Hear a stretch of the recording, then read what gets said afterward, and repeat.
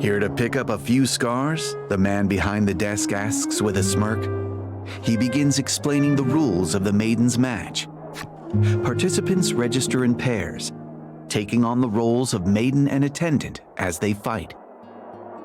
Once you're registered, you can go wait in the vestibule, the man explains, gesturing at the far door.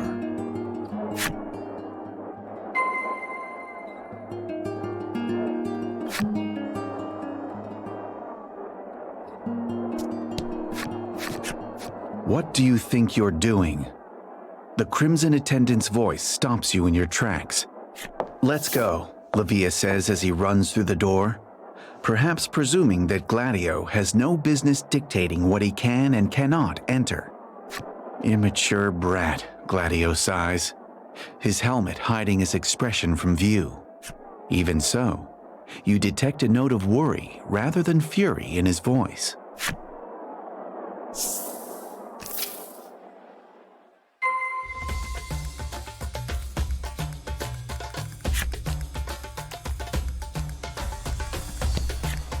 I'll go easy on you, the woman says, brimming with confidence. The man's knees knock together. You reach out to him, concerned. Don't mind me. This is all excitement, he barks, sweating.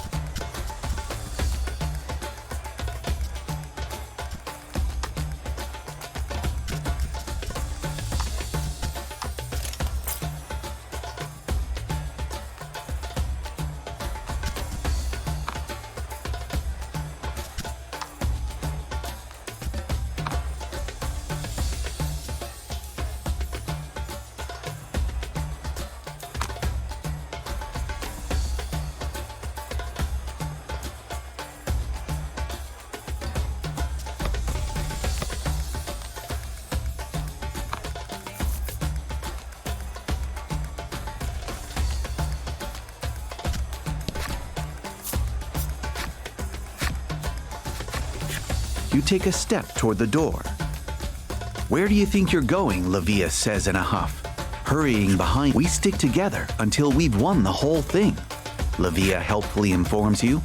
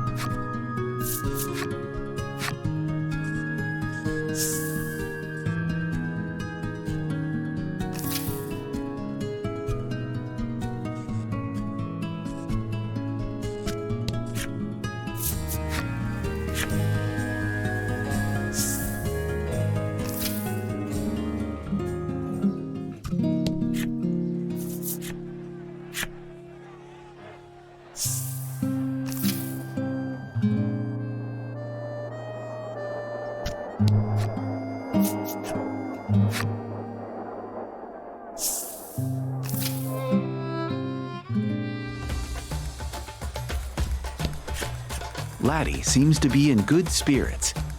You imagine she'd say, "This ought to be fun." "You know we're going to fight, don't you?" you ask. Laddie turns pale. Clearly, she misunderstood what kind of tournament this was. "We'll show 'em all," Lavia shouts, psyching himself up for the fight.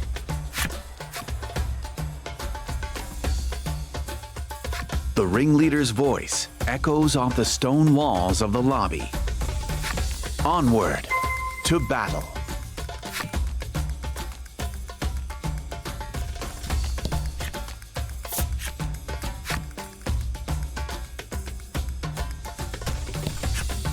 Laddie looks pale and shaken.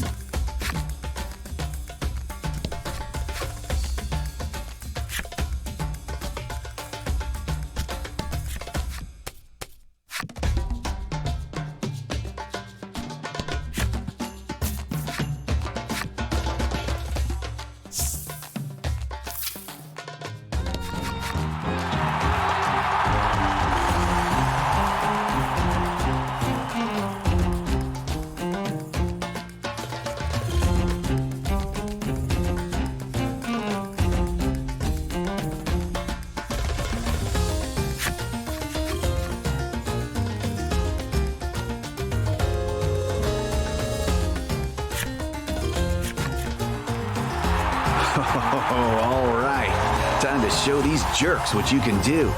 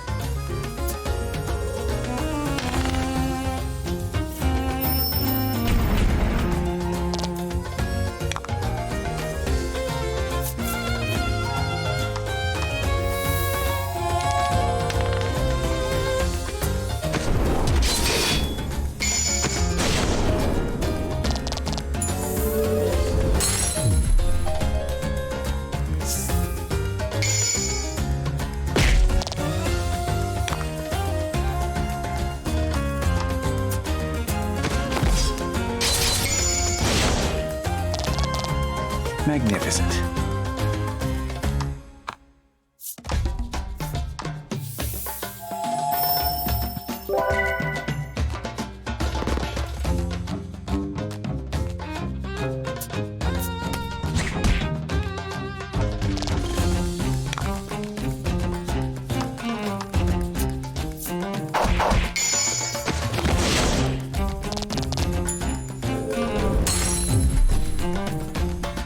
You did great.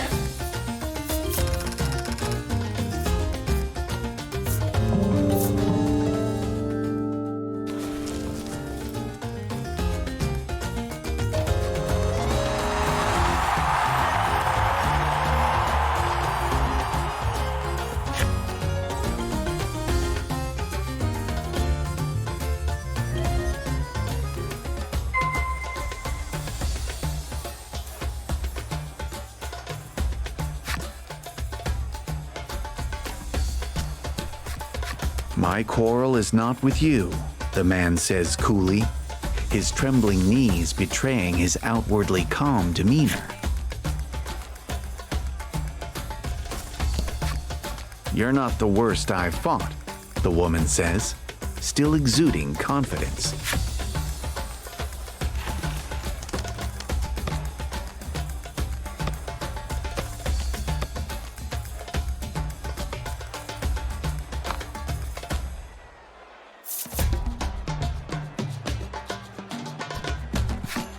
Laddie can hardly contain her excitement at having won. You can tell because she's looking up at the sky, furiously punching the air above her head.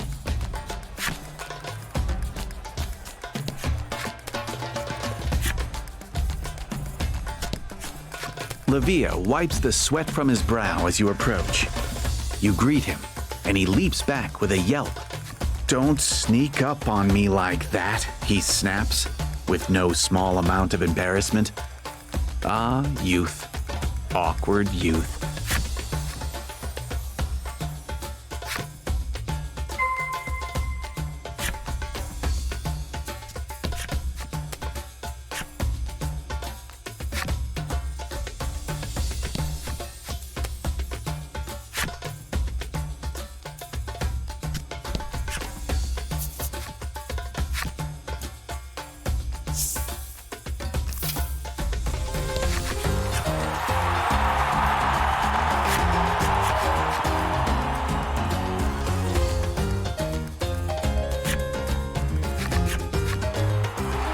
Okay, the only way out is through.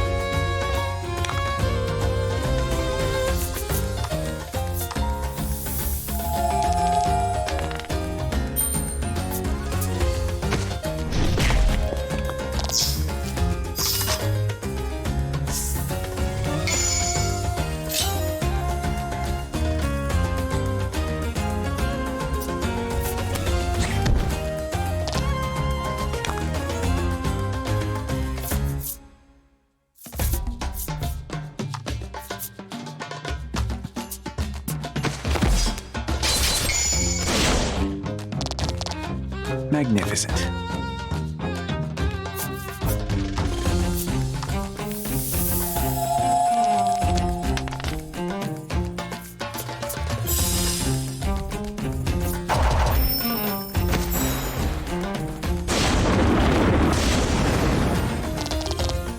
Teamwork makes the dream work.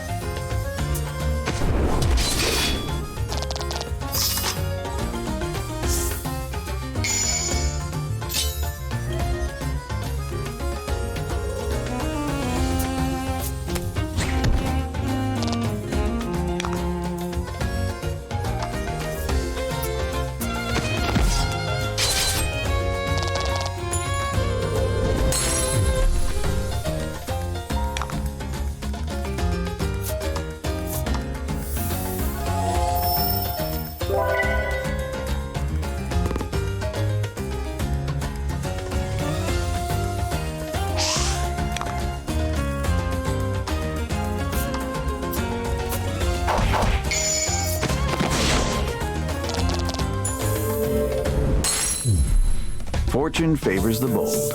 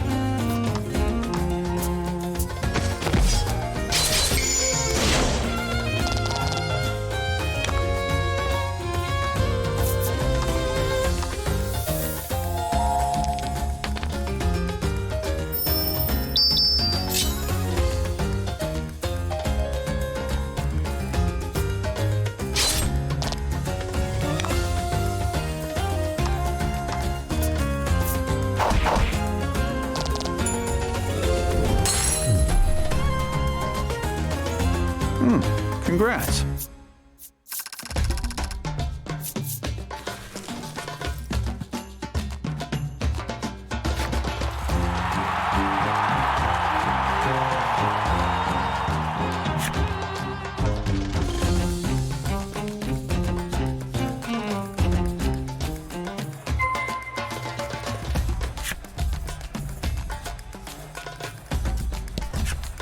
The man hangs his head in shame, having lost in battle. For reasons beyond your understanding, his legs are still shaking.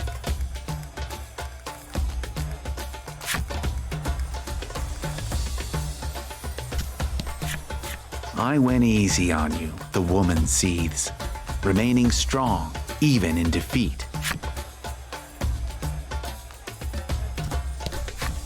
Buckle up, Buttercup, Lack shouts for some reason at Laddie, who is drained from the consecutive battles.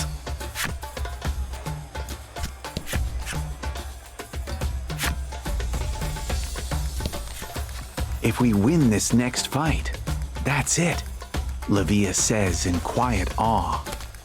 Let's wipe those smug looks off everyone's faces, you say by way of encouragement. Yeah, Lavia shouts in response. The ringleader announces the final battle. There's no turning back now.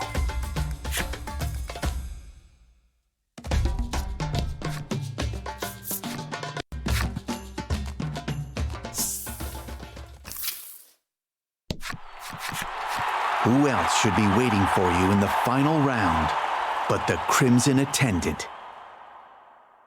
Despite this being a team event, he's battled his way to the final round all by himself. Do your worst, he bellows, striking an intimidating pose. Don't need to tell me twice, Lavia barks back, gripping his sword for dear life and fixing his gaze upon his attendant. Oh, this fight won't be anything like the others.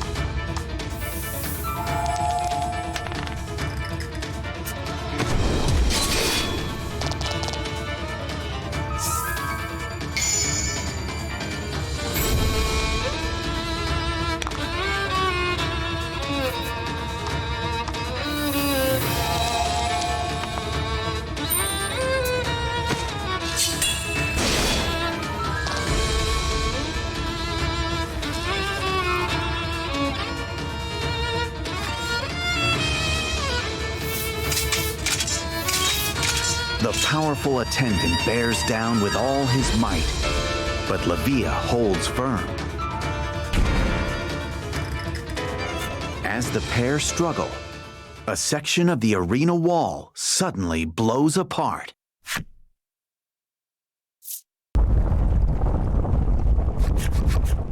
A familiar beast emerges from the dust and the rubble. One you swear you saw in chains but a day ago. Whipped into a frenzy, the beast whirls a hammer over its head and charges you.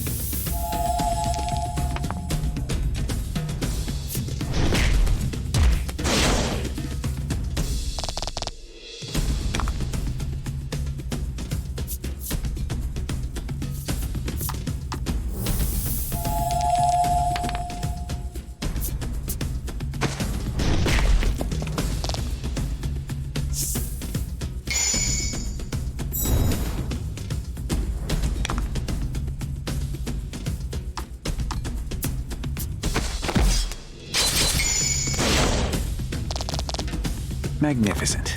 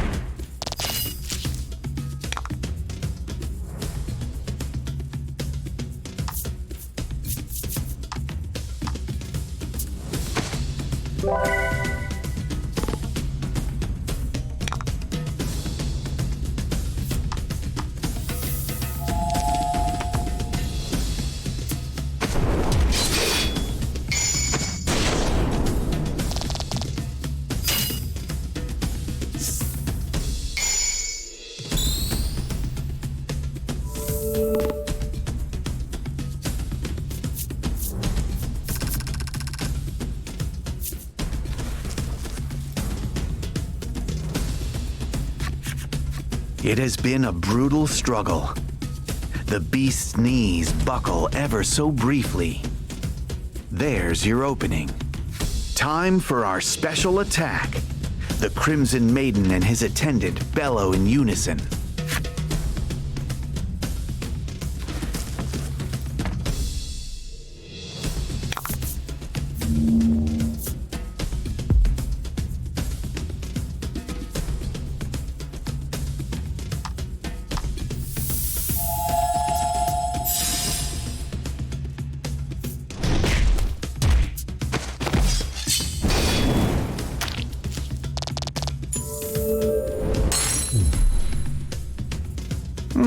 Congrats.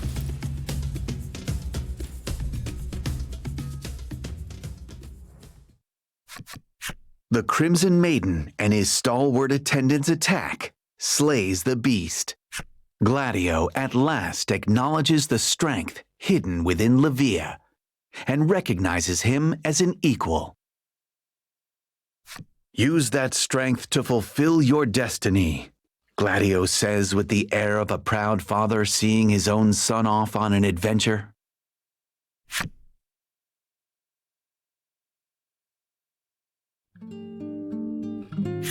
Livia prepares to address the raucous crowd. He places a hand to his chest, gathers himself for a moment, and he tells of his history with Gladio, who trained him ever since he was a young boy and raised him in place of his departed mother.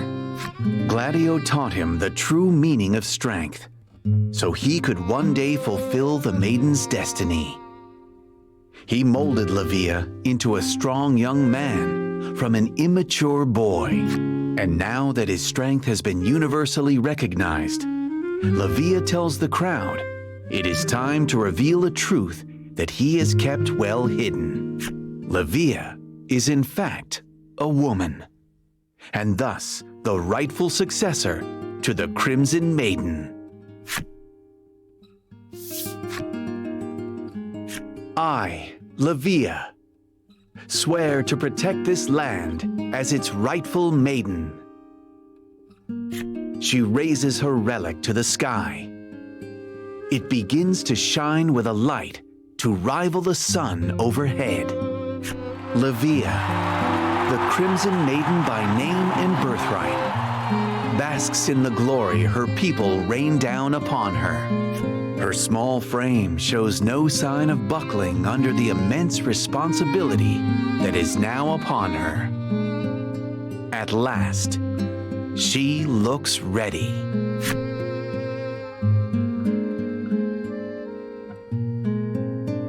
Livia is mobbed by a heaving crowd of admirers, seeing as they're bound to keep her busy for some time, and surmising that there will be other opportunities to borrow the relic, you decide to depart Hero's Dominion.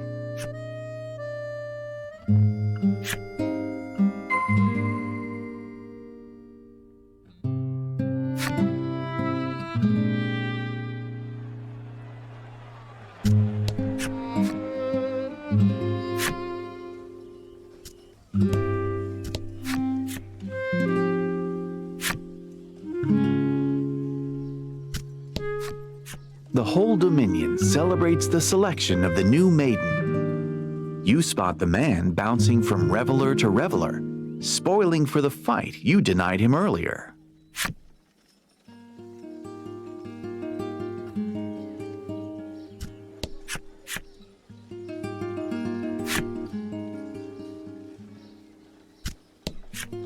What a lovely day. The new maiden is among us. The woman dances about, waving her knife in the air. You pray no one gets hurt.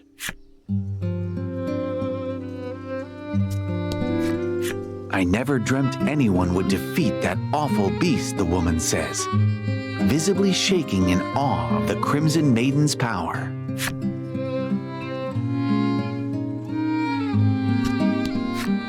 I'm gonna apprentice with the maiden, the man bellows.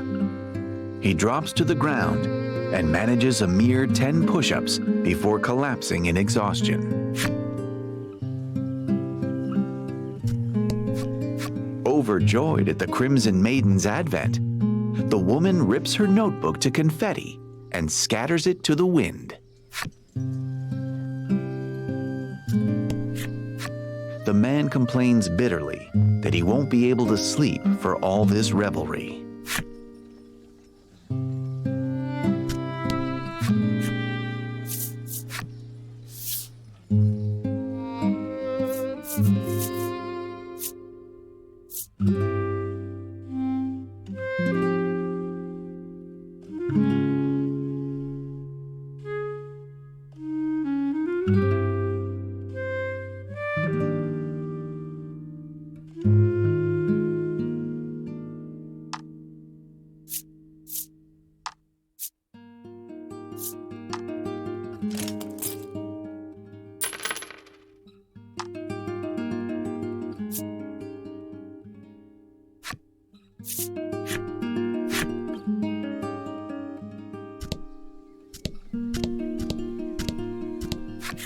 You bid the Dominion farewell as the sun dyes the sky a deep red in celebration of the Maiden's victory.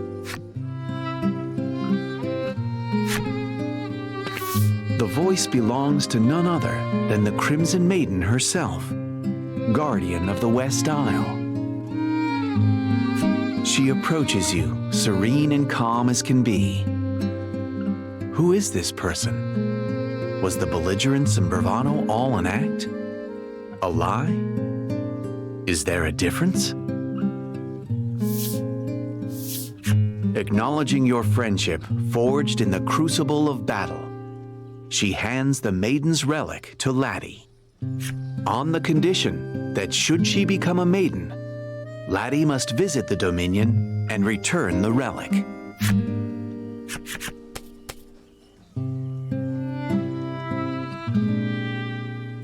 Livia gives a hearty wave as you push off from shore. Why would the Crimson Maiden, whose biggest wish has just come true, be crying? No, no, no. Her face must be catching the light of the setting sun. Yes, that's why her eyes look so red.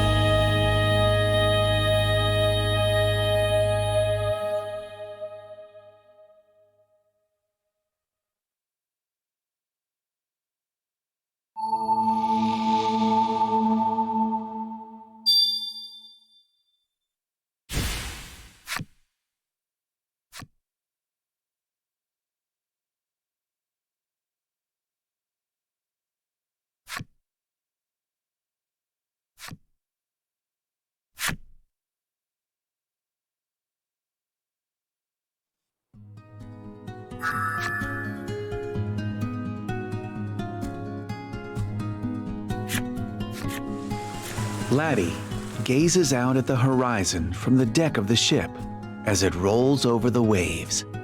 The Crimson Maiden became a maiden in the end. You reckon Laddie's thinking about that journey and what it means for her.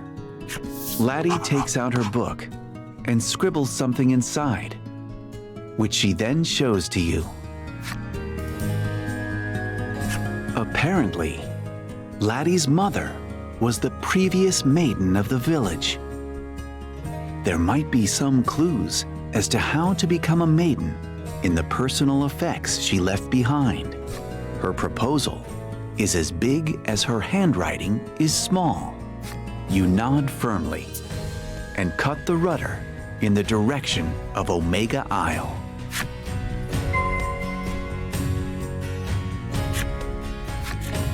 Lack claps you on the shoulder, saying, "You could do with a rest here and there yourself." It then starts to chant some kind of spell.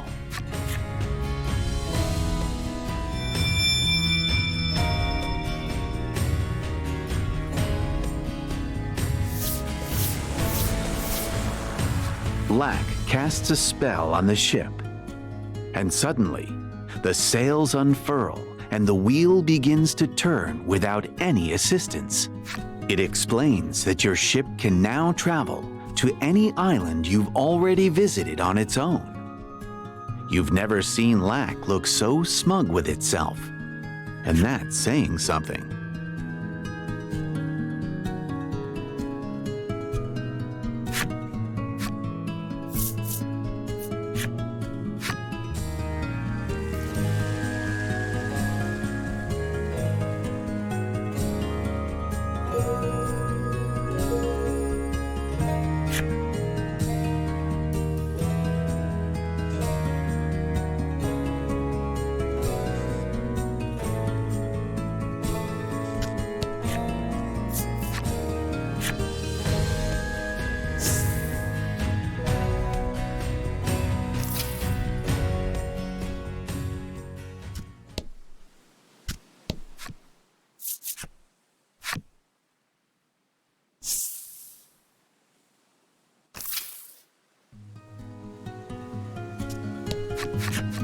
Laddie sets foot in the village, not even bothering to have Lack transform her face with its shape-shifting magic.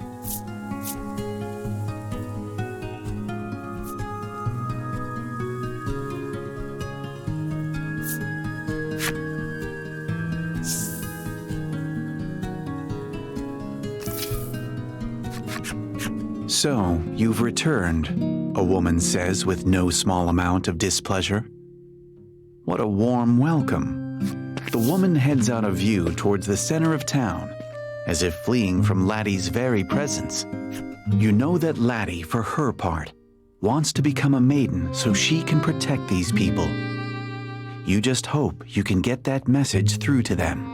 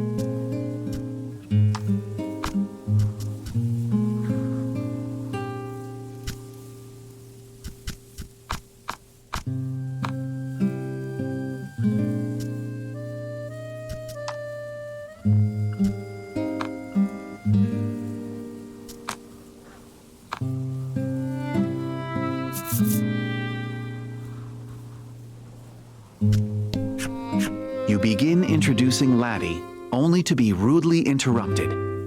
"I'm busy," the old man snaps.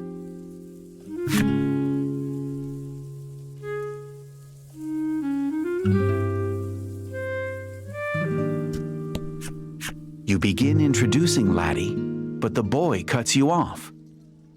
Look, I'm sorry, but you need to leave. The frankly heartless reception Laddie receives begins to weigh on her. Her head hangs low. Her resolve from earlier, now a distant memory. Whatever happened here? It's frayed her relations with the village even more than you thought. You all decide it's best to leave the villagers alone for the time being, and instead search for her mother's personal effects.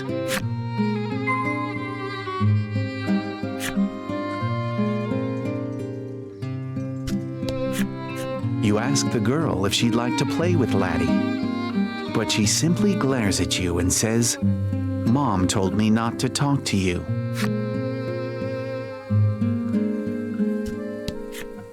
You start explaining Laddie's plight to the woman, but she doesn't even acknowledge your existence.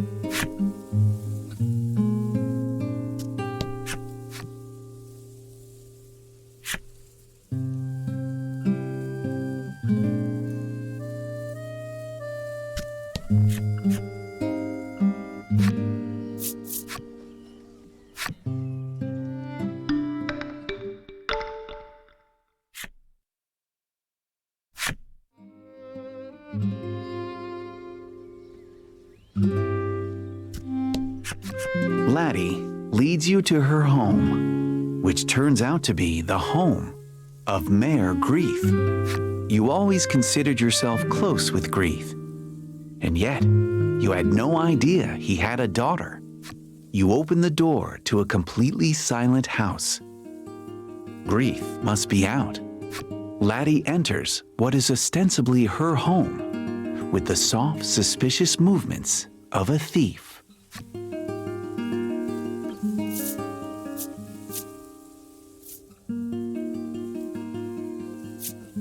The storeroom is full of gardening implements and tools used to perform fixes around the house. The village as a whole may be in decline, but it owes its pristine houses and vibrant flower beds to the tireless efforts of its mayor. Alas, you see nothing that could be the personal effects of Laddie's mother. You move on to another room. You enter the kitchen to find Lack noisily munching on a piece of fruit as it scrounges around the kitchen for more to eat.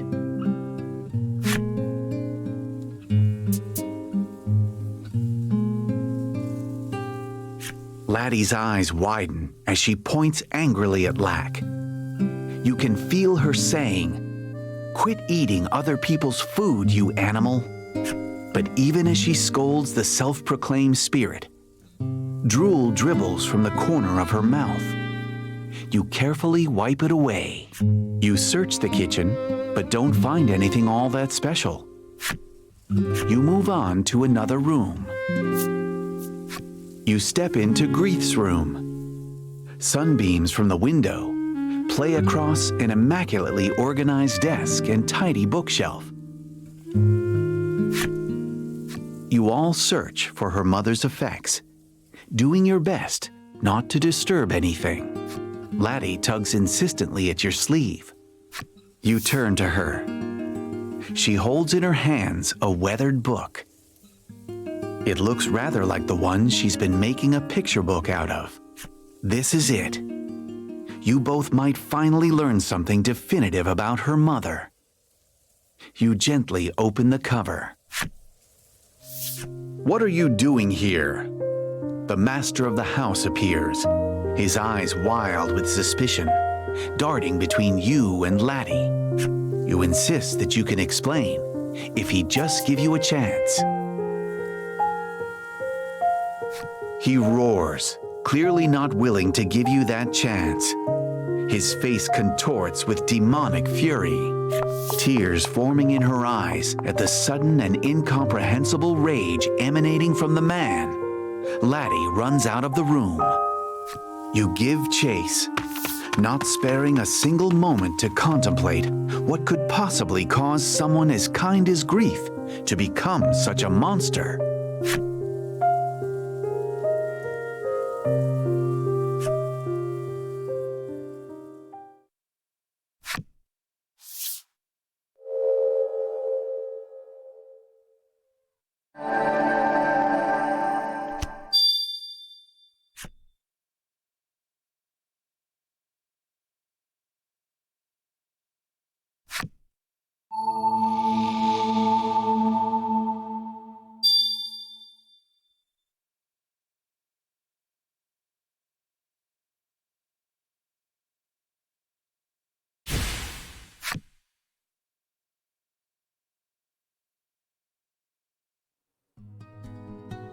Thus far, you have woven a tale of adventure that has incorporated yarns from the maidens of the South and West Isles.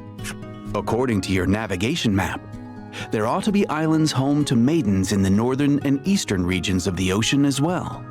You've likely grown quite accustomed to seafaring. From this point onward, you can sail the ocean as you see fit. But be wary. One never knows what might happen out on the high seas.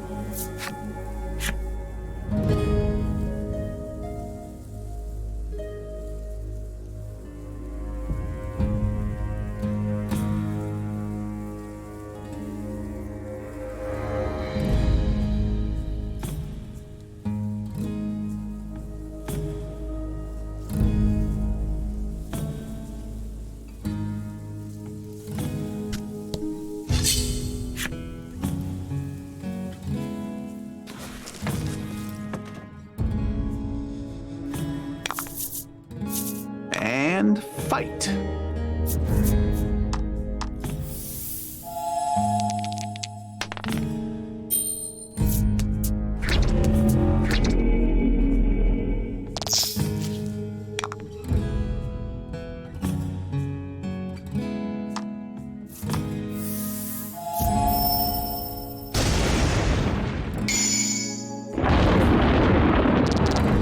Excellent.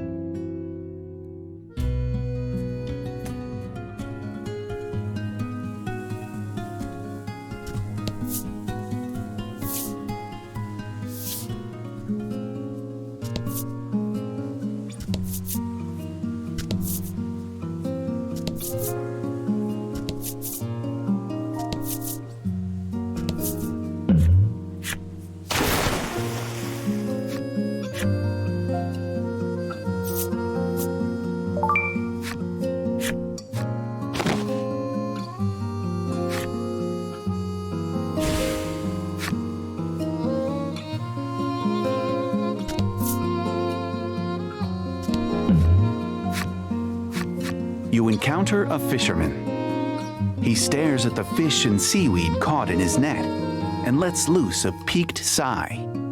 You inquire as to his frustration, and he replies, "I just can't net myself any sea grapes." The forlorn fisher has evidently only had them once, but has never been able to forget their piquant flavor. He has since scoured seas the world over for them. He returns to his net, muttering to himself, "Oh, I just want some nice salty sea grapes."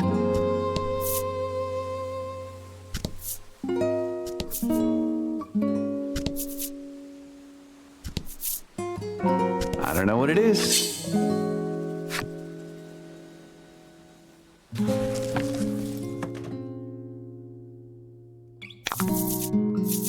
Fight him off.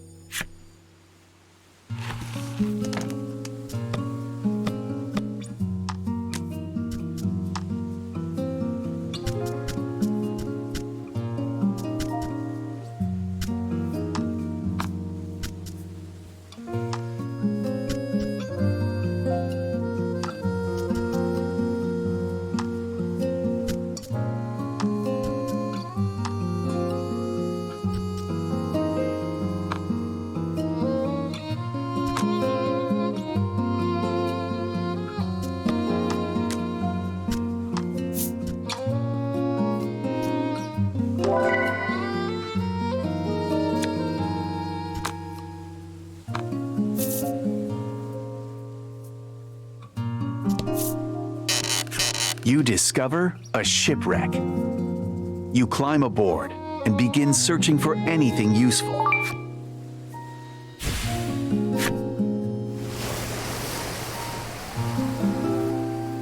When you return to your vessel, the shipwreck sinks silently into the sea.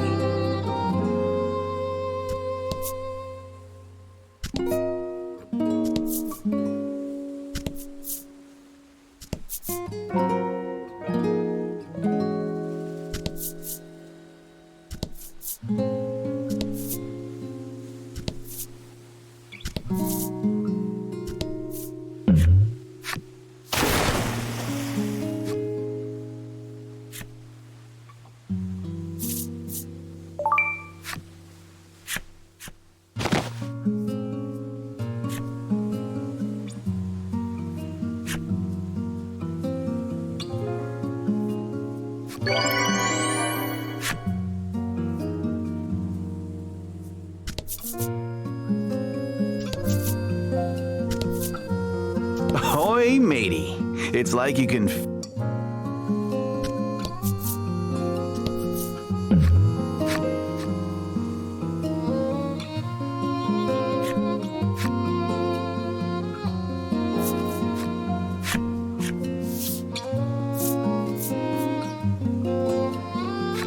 You see numerous tiny crabs scrambling over the net, but all you pull up are a handful of fish.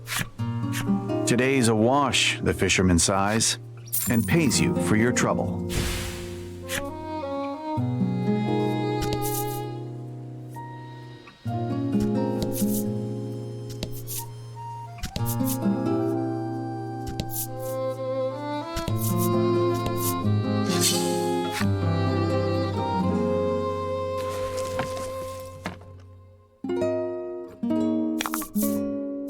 And fight.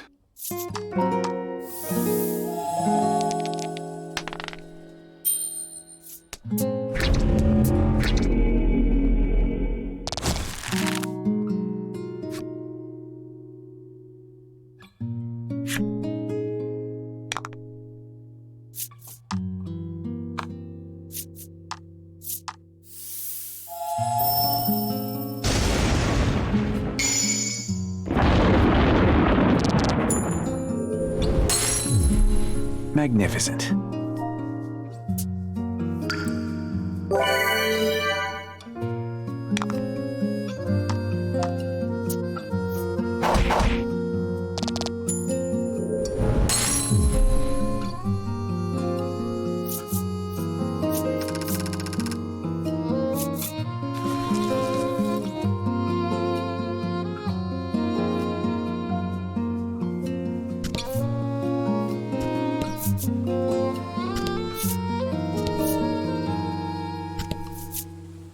Ah, the great open...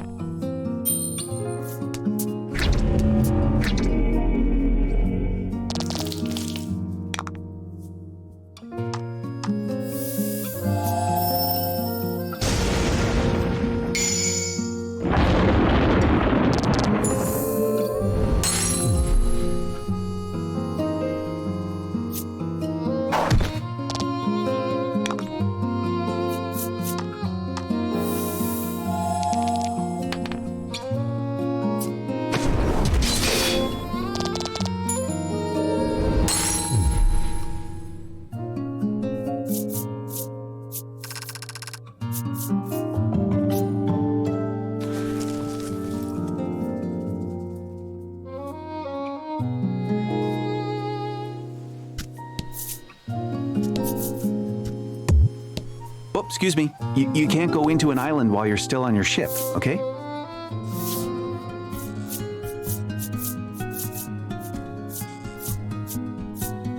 After a long voyage, you happen upon the North Isle. On the North Isle, you will hear the tale of a maiden in white.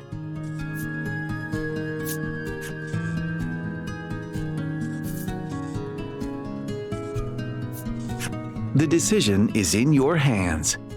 There are other islands waiting to be explored.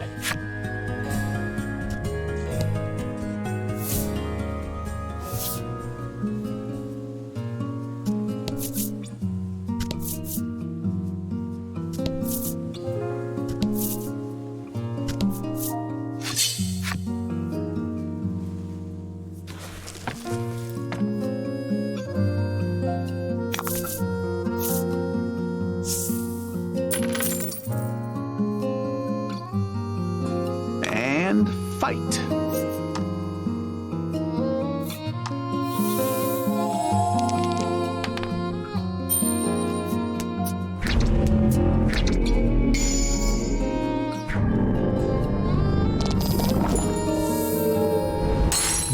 Magnificent.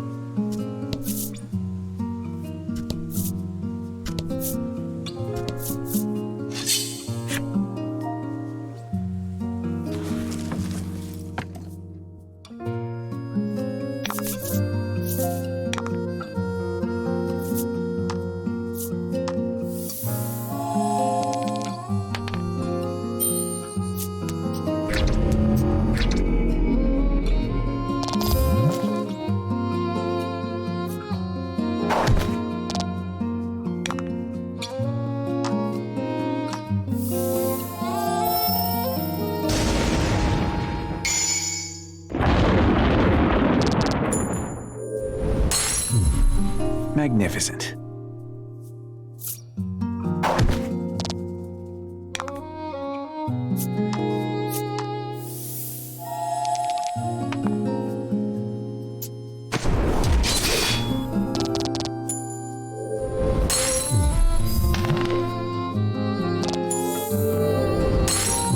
Good work.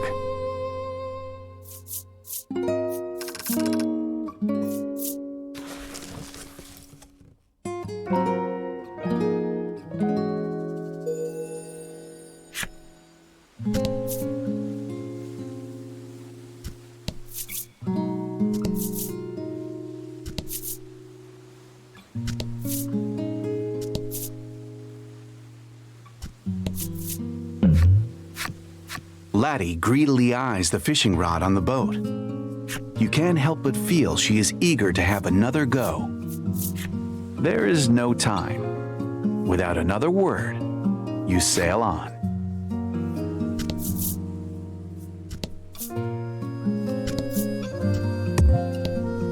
Nope.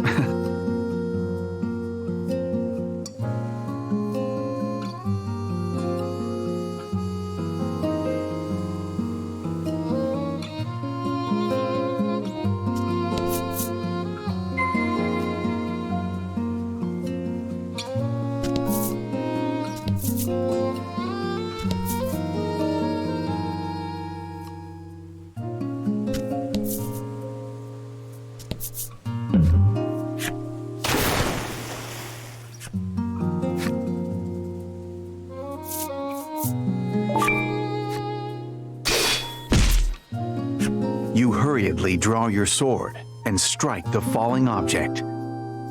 It turns out, it immediately dives back into the sea and swims away, leaving behind a scattering of coins.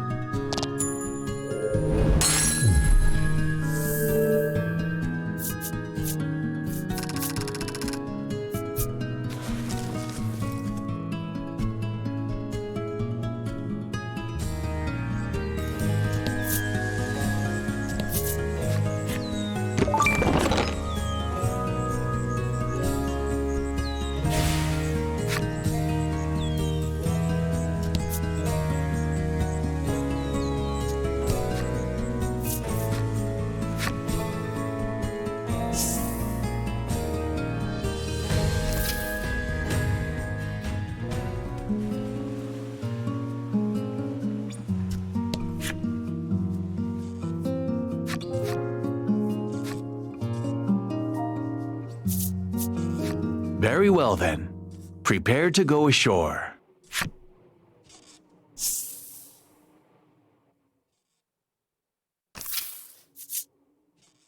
The North Isle is home to a range of majestic snow-capped peaks, the grandeur of which serves as a constant reminder to the residents of just how small they are.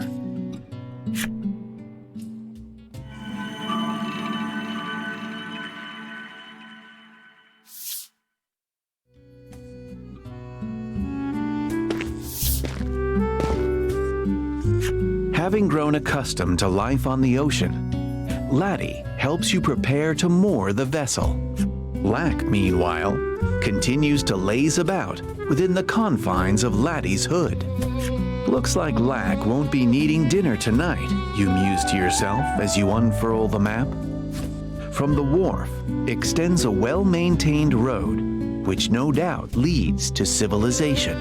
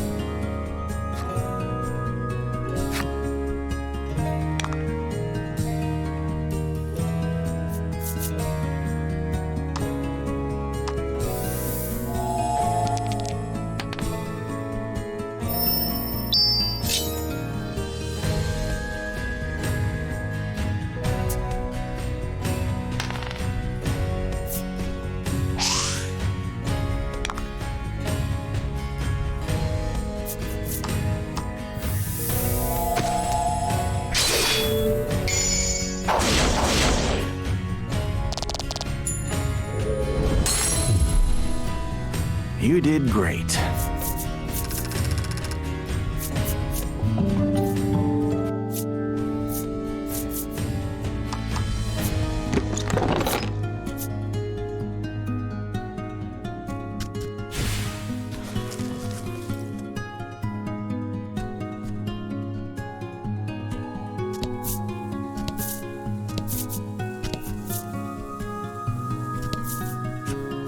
This must be a stela of the Isle's guardian spirit.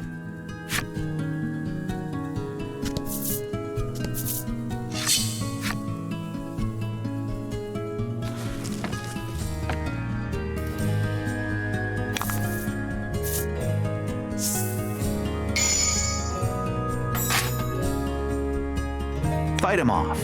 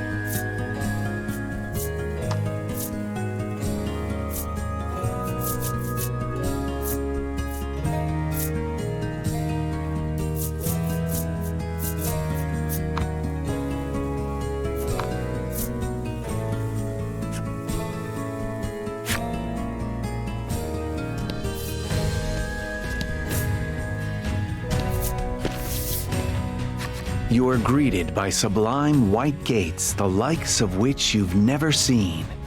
As you attempt to pass through them and enter the city,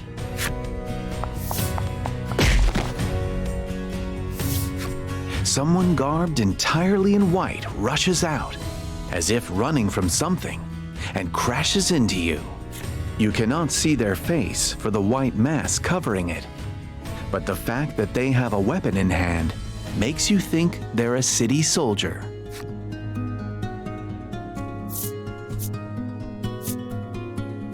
You extend a hand to the soldier, who tumbled to the ground after your collision. "Out of my way," the soldier shouts, their voice muffled by the mask, before charging at you. Apparently, they want to fight.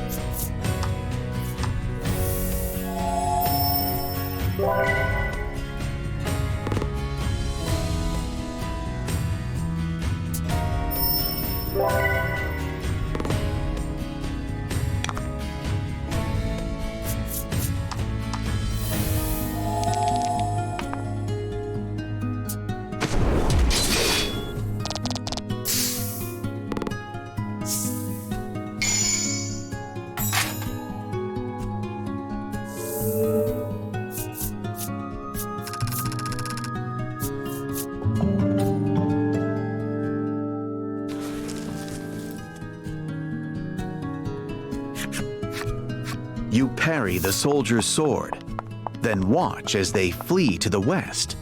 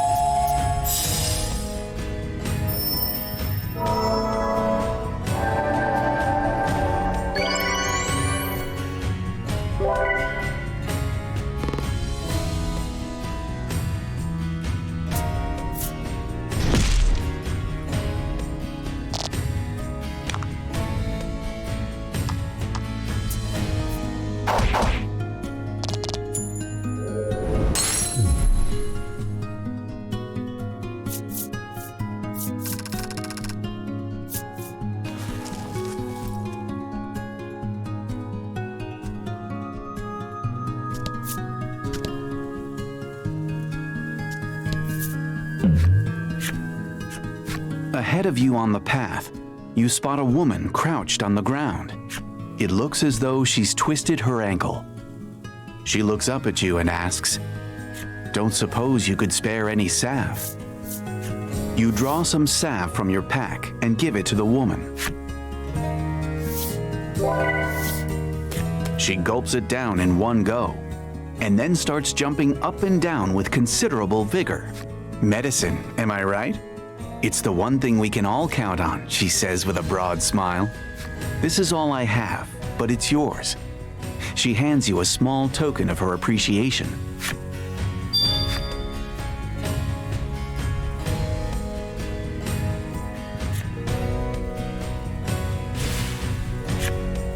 She explains that they were given to her as a souvenir by a friend. But alas, she isn't one for seafood. You put the sack of sea grapes into your pack and continue on your journey.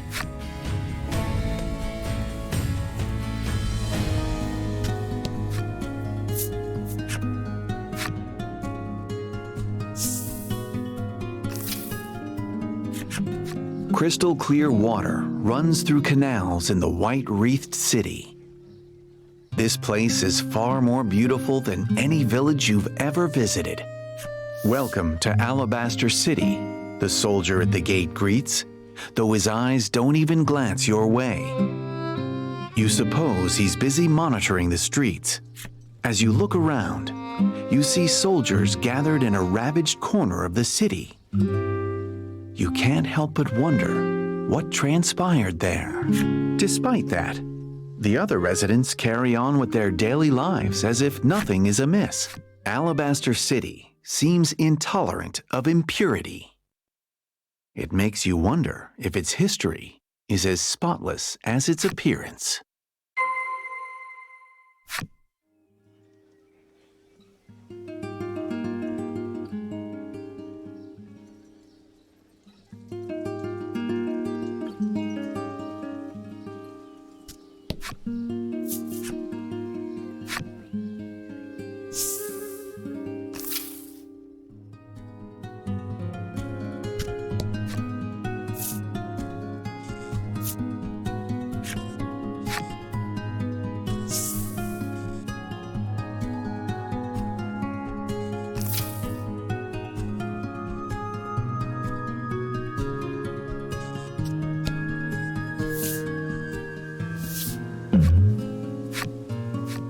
The fisherman mumbles to himself, "Oh, I just want some nice salty sea grapes."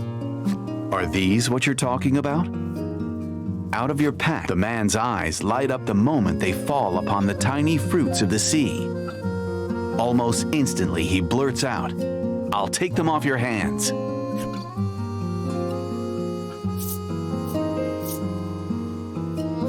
You hand your sea grapes to the fisherman. No sooner do you hand them to him than he begins devouring them with great gusto. Through a mouthful of sea grapes, the fisherman says, "Here, take this as thanks." He holds something out to you.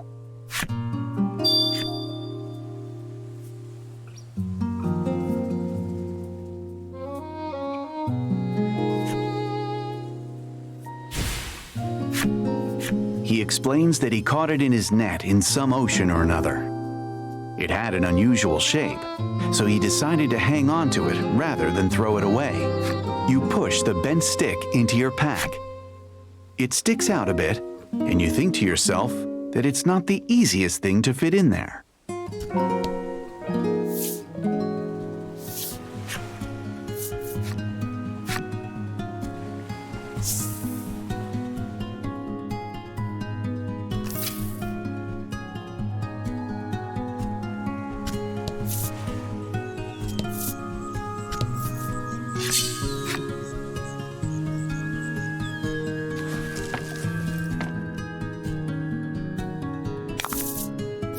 Don't hold back.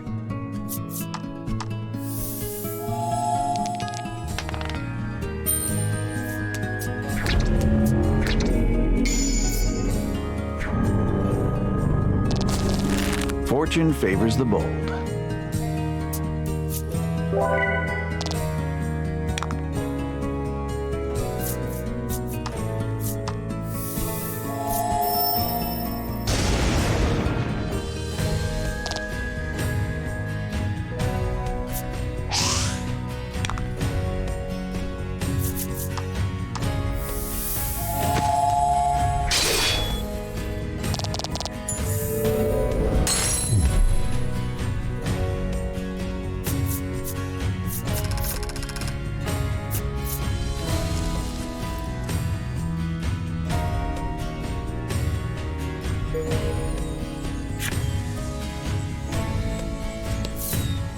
You stand, the trees rustle ominously.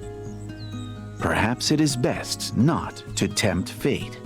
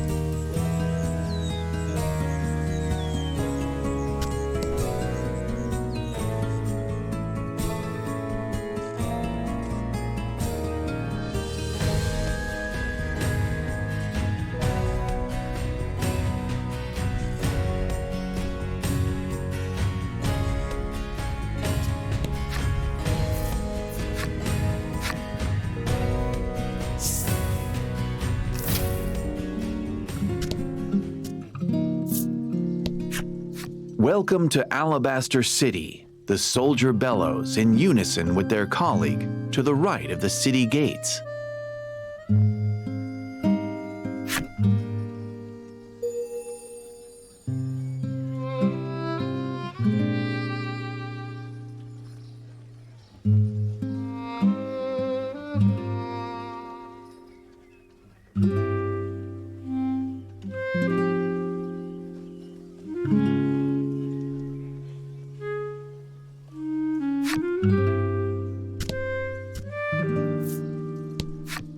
Welcome to Alabaster City, the soldier bellows in unison with their colleague to the left of the city gates.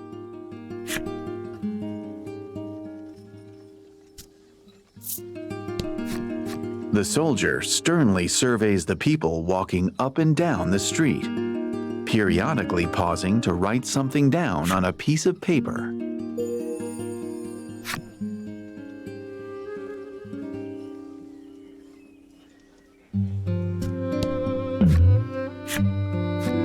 Your group enters a frightfully disordered armorer. Half-finished bits of plate, pauldrons, and other protectives litter the interior of the establishment. The owner and resident blacksmith is mumbling to himself, "Someday, I'll forge the strongest suit of armor in the land." You ask him about this, and he proclaims that he aims to make a name for himself as a smith by crafting the greatest armor in the land, which will in turn help his business to flourish.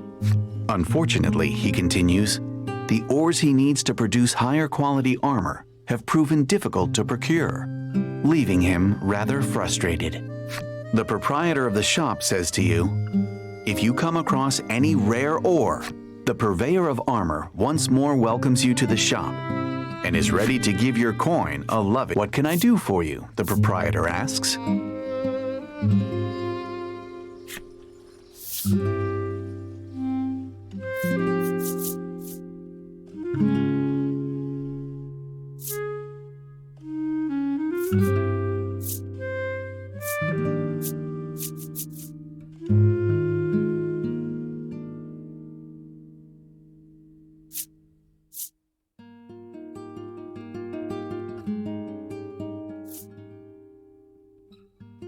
Will that be all? The proprietor asks.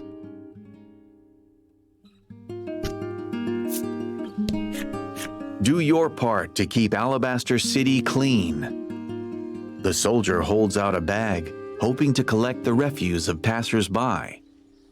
What a thankless task protecting Alabaster City's image must be.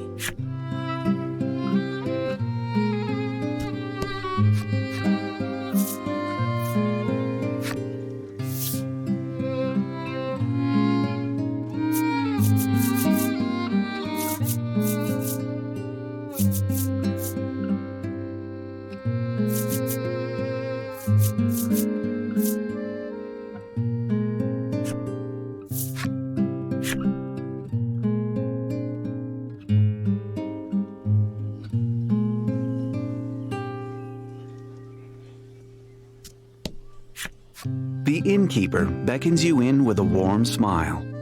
You inquire as to the price of a room, only to receive a soft, "Oh, that won't be necessary," in response. Befuddled, you ask why. "I could tell from the moment I laid eyes on you poor pathetic lot that it simply wouldn't be right to ask you for money," she says blithely.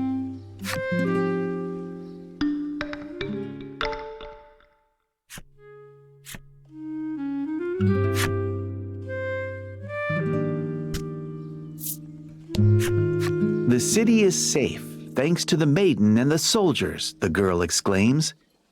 She seems to have not a care in all the world.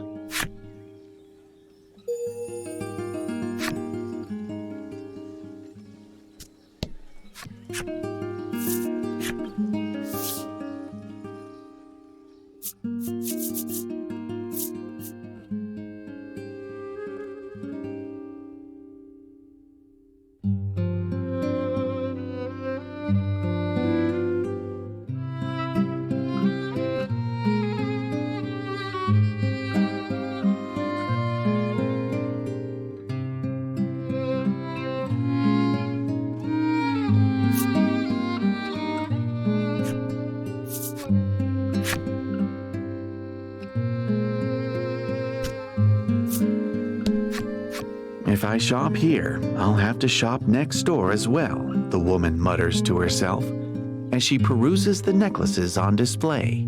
"It would only be fair," she says, trying on one of the necklaces.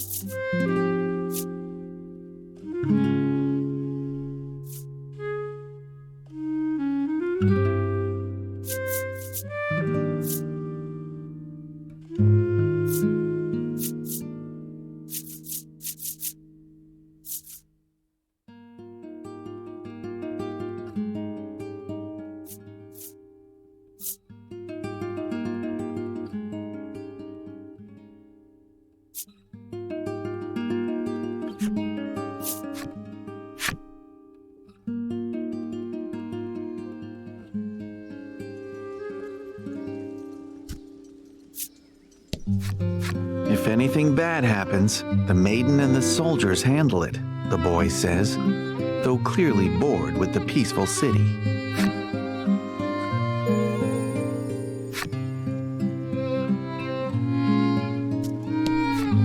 "You know what happens to those who enter the shrine unbidden," warns a paper pasted to the gate of the shrine. Alas, you don't know, and are left to wonder and despair. "This area is off limits," the soldier says, stopping you in your tracks.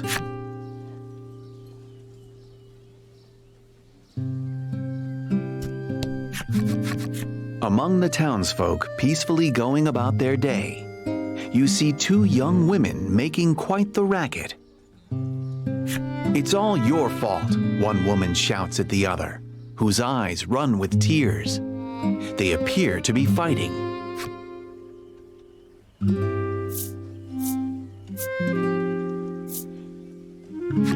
"No fighting," Lack exclaims in a rare bout of righteousness.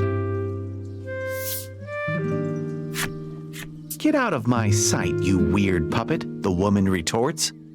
Lack is shocked. She may be right about Lack being strange, but you admittedly feel a bit bad for it. The self-assured woman is Lanka, the Ivory Maiden and keeper of the island's destiny.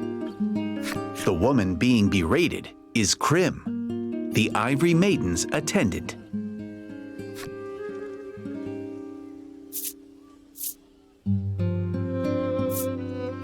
The women explain that they were entrusted with killing the deserter who ravaged the town. Lanka claims that the deserter escaped because of her bungling attendant and noogies a fist against either side of Krim's head. Lanka gives your group a long, appraising look before whispering, "You'll do nicely." "Consider this a great honor," she continues, then orders you to help her in the search for the deserter.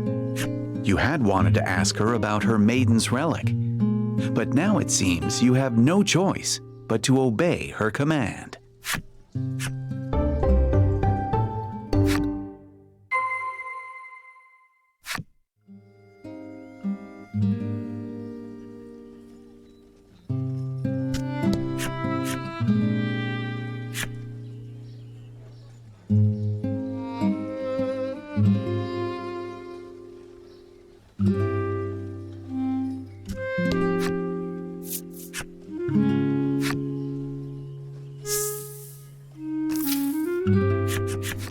You wonder if the masked soldier you saw earlier could be the deserter the Ivory Maiden is after. You inform her that the soldier fled to the west.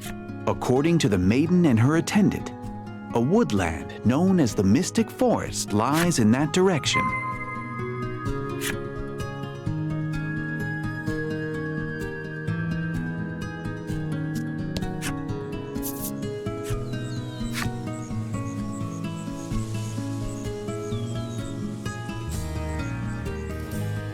The Mystic Forest is a dense wood. Travelers who have ventured through the closely packed flora claim to have experienced mysterious happenings within. Upon entering the sprawling forest, you notice Krim trembling as her eyes dart about. When you ask her what she's worried about, she explains that there are rumors of talking trees. She suspects it's the work of specters. "That's just superstition," Lanka says condescendingly.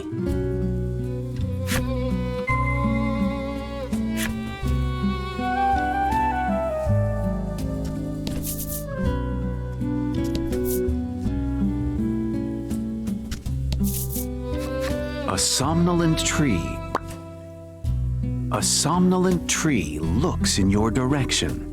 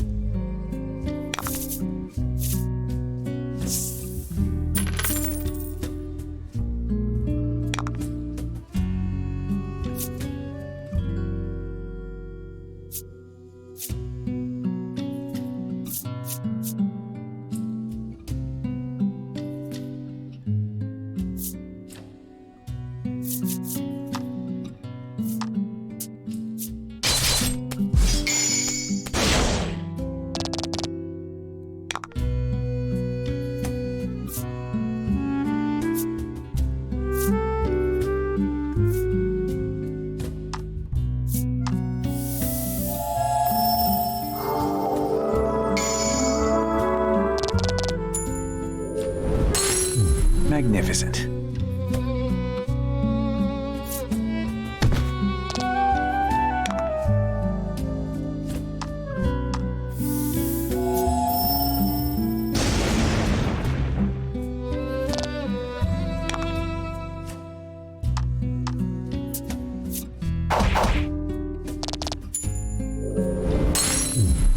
Good work.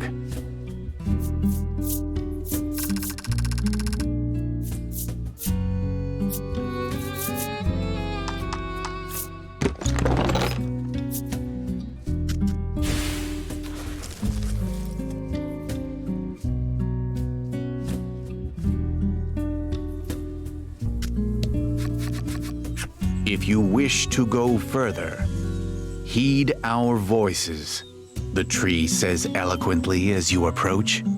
Lanka, who had claimed talking trees to be mere superstition, shrieks loudly and holds fast to Krim.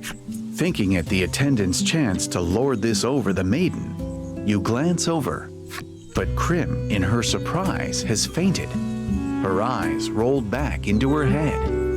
The tree continues to speak, unbothered by your party. Healthy trees are rooted in honesty.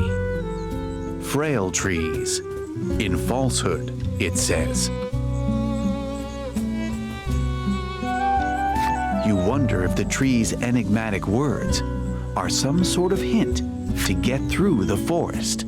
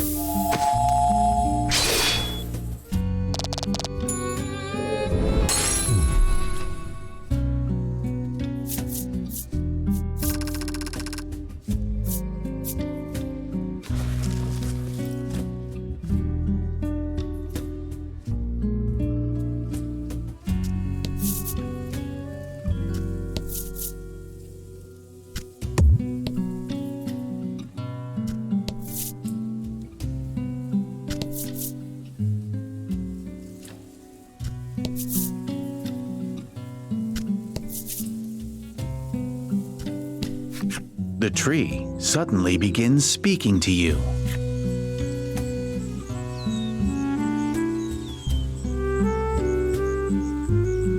The tree speaks in a weak voice, as if it might fall over at any second. The tree suddenly begins speaking to you.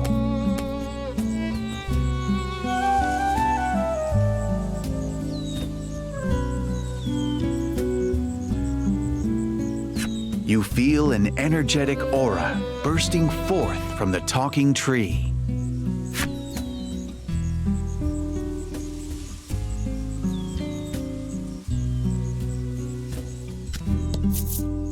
As you walk through the tall grass, you hear a weak voice calling to you from behind. Immediately afterward, you are assaulted by countless pebbles and make a swift retreat. As you walk through the tall grass, you hear a lively voice behind you shout, "Good luck!"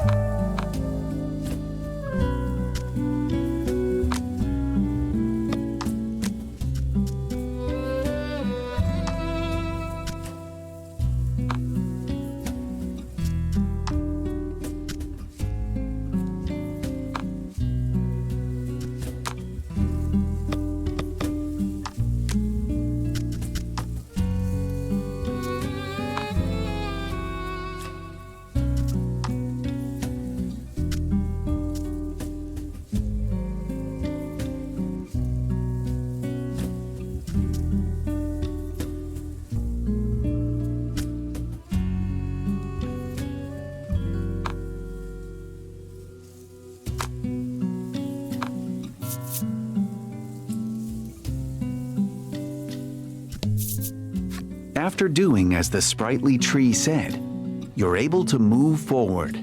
It seems that the tree near the entrance spoke true. If you lose your way up ahead, perhaps you should listen to what the other trees have to say.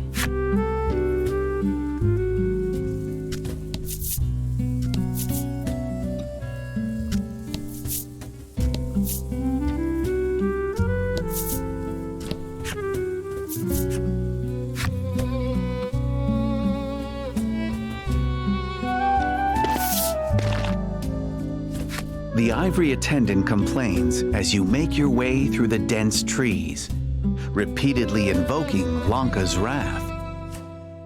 Each time, Laddie pats the crestfallen Crim on the head.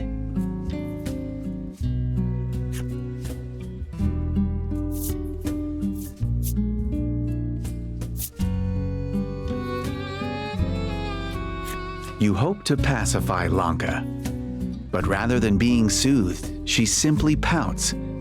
I'm a brilliant maiden. I deserve better than this.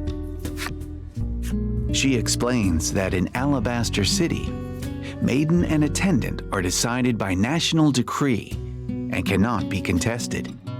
It appears each island's maiden and attendant have a unique relationship.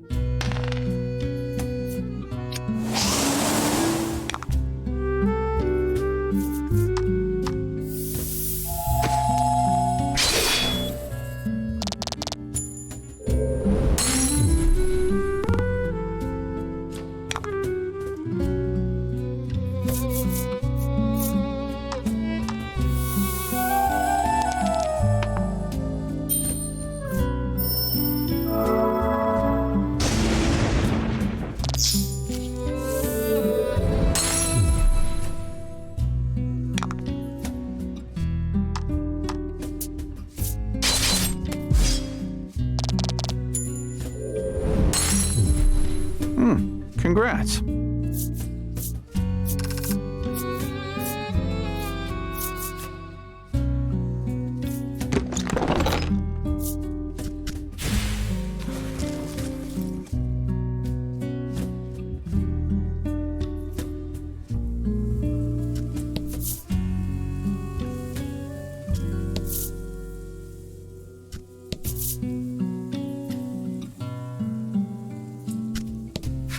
You hear the whispers of a small tree's voice in your ears.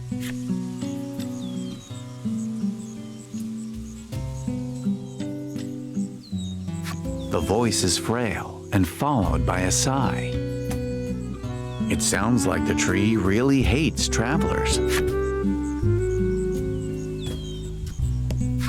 The tree suddenly begins speaking to you.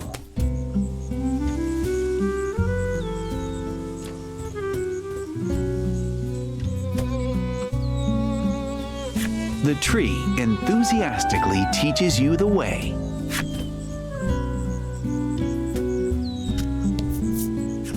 The tree suddenly begins speaking to you.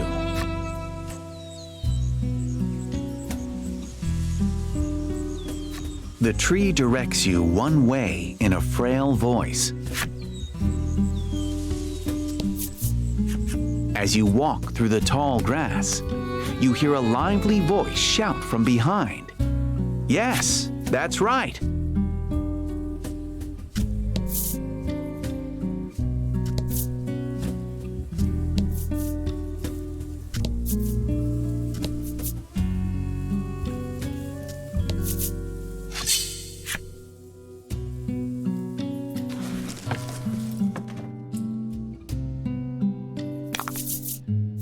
Don't hold back.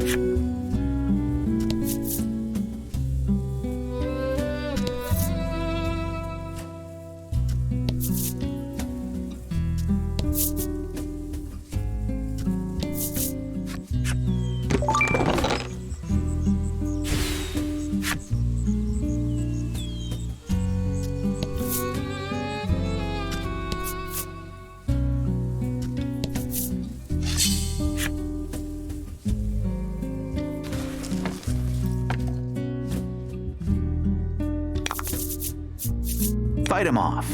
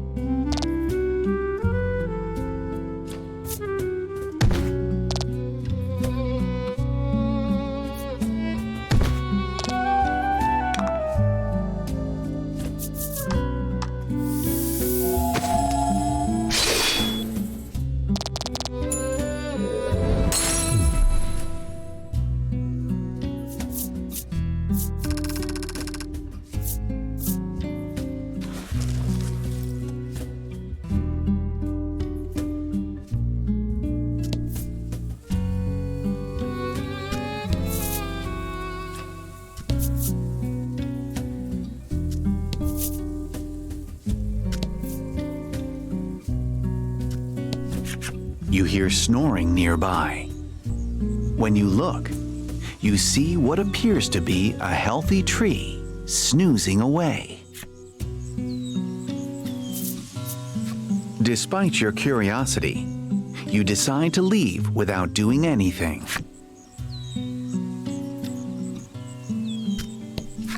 The tree suddenly begins speaking to you.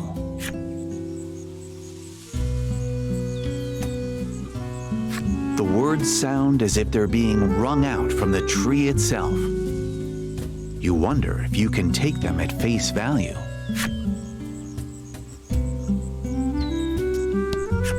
The tree suddenly begins speaking to you.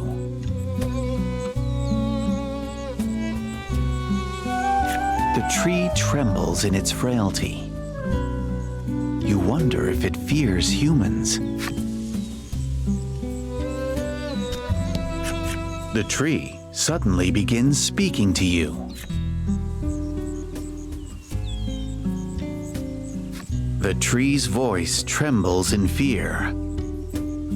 You wonder what would happen if you did wake up the slumbering tree.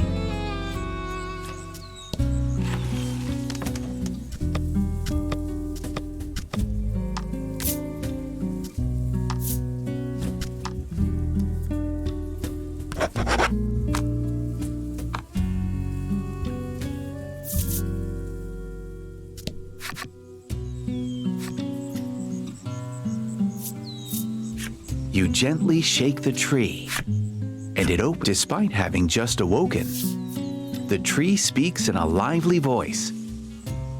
"My apologies," it exclaims, then leans out of the way. When it does, you see a path on the other side. Apparently, the tree is allowing you to pass.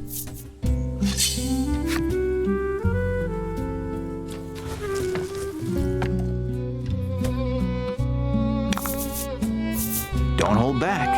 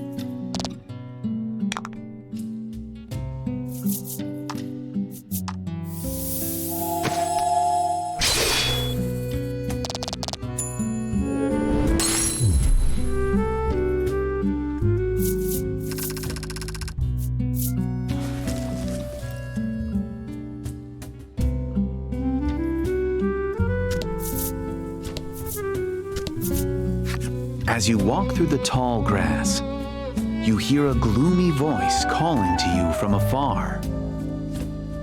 "You think you're so clever," it says.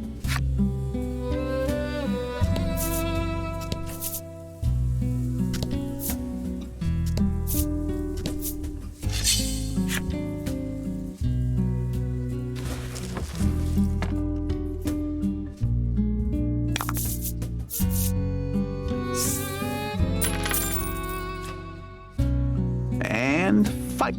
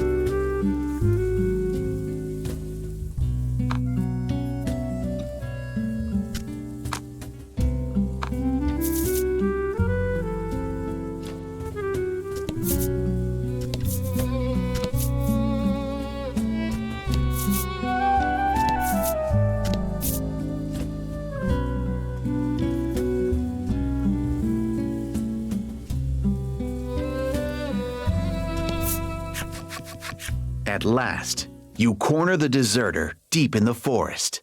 You won't get away, Lanka shouts. Pressured by the maiden, the deserter takes a step back. Leave me alone, the masked soldier pleads. But the ivory maiden pays their words no mind and charges into battle.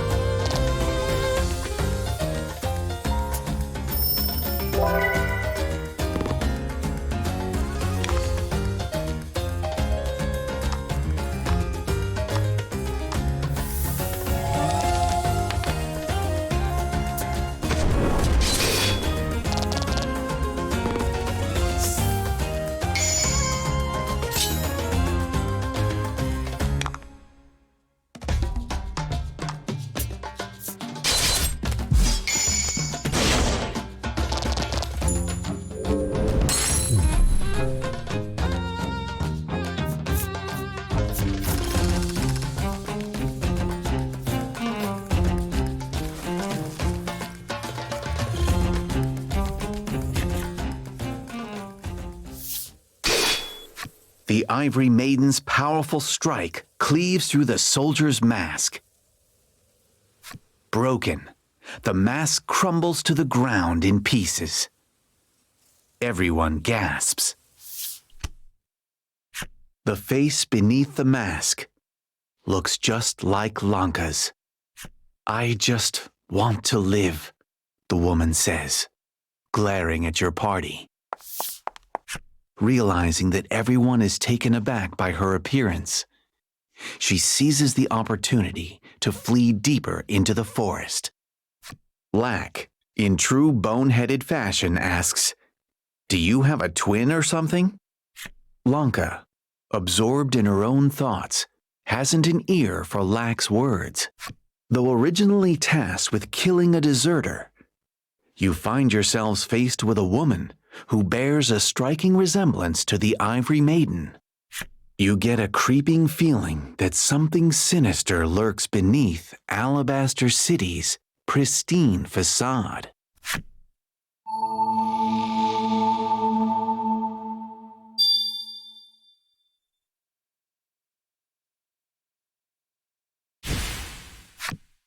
Okay, want me to take you to the exit so you don't get lost in all these... You make your way toward the forest exit.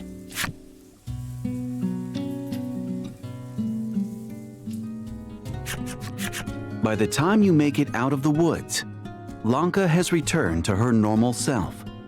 You explain that you're on a journey to help Laddie become a maiden and need the maiden's relic. Lanka tells you that the relic is proof of her maidenship and more precious than life itself, then promptly refuses to give it to you. However, in honor of you helping her on her nationally decreed mission, she agrees to accompany you to the spire. A maiden must always be benevolent, she says, her eyes shining with pride at her lofty position.